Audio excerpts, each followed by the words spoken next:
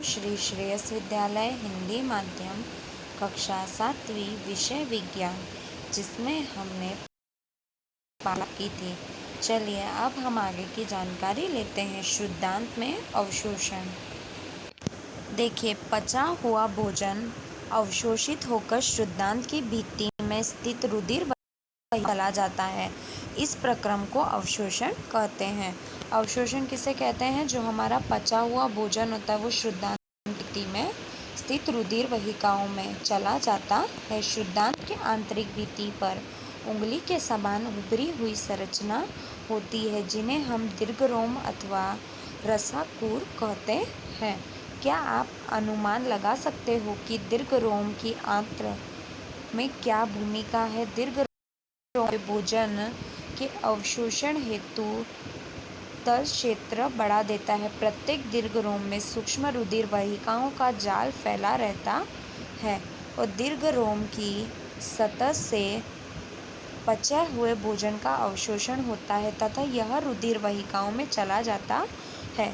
अवशोषित पदार्थ का स्थानांतरण रुधिर वाहिकाओं द्वारा शरीर के विभिन्न भागों में होता है। तो देखिए, जो अवशोषित होता है ना, तो क्या होता है? स्थानांतरण मतलब एक जगह से दूसरी जगह चला जाता है, अलग अलग भागों में जाता है, जहां उनका उपयोग जटिल पदार्थ को बनाने के लिए किया जाता है।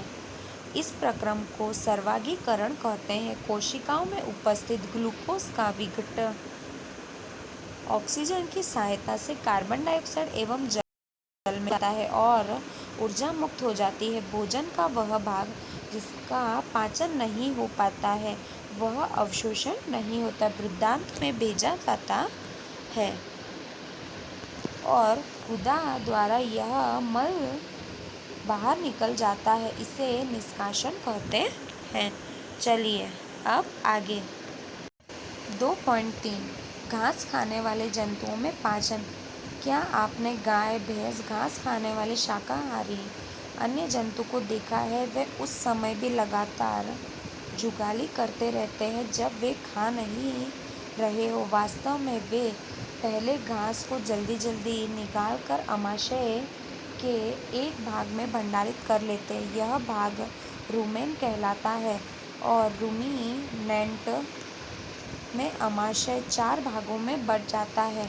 रूमेन में भोजन का आंशिक पाचन होता है जिसे जुगाल कहते हैं, परंतु बाद में जंतु इसको छोटे पिंडकों में पुनः मुख में लाता है तथा जिसे वह चबाता रहता है। इस प्रक्रम को रोमन कहते हैं। देखिए, इस तरीके से होता है। ग्रसिका रूमेन शुद्धांत में जाता है और देखिए यहाँ पे अमाशय, अंतनाल और बृहदांत, इस तरीके की प्रक्रिया मनुष्य द्वारा होती रहती है। ये लोग जिस समय कुछ खा नहीं रहे थे उस समय भी ये जुगाल करते रहते हैं और जल्दी जल्दी जो खाना होता है उसे निकल जाते हैं और भंडारित मतलब एक जगह भंडारित कर लेते हैं। फिर उन्हें खाने को क्या करते हैं? अलग अलग भागों में बांट देते हैं।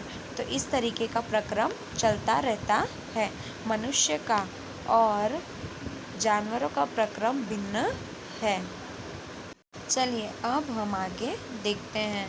देखिए, जुगाल करना कहलाता है तथा इससे रूमिनेंट अथवा रोमिन्थ कहलाते हैं। घास में सेल्यूलोज की प्रचुरता होती है जो एक प्रकार का कार्बोहाइड्रेट है। किसी रूमिनेंट अथवा रोमिन्थ पशु, हिरण आदि के रूमेन से सेल्यूलोज का पाचन करने वाले जीवाणु पाए जाते हैं और बहुत से जंतु एवं मानव सेल्यूलोज का पाचन नहीं कर पाते हैं। देखिए, तो किस तरीके से बहुत से जो जंतु है वो सेल्यूलोज का पाचन नहीं कर पाते हैं। चलिए अब हमने यहाँ तक की जानकारी ली। आगे का पॉइंट हम लोग नेक्स्ट वीडियो में देखेंगे।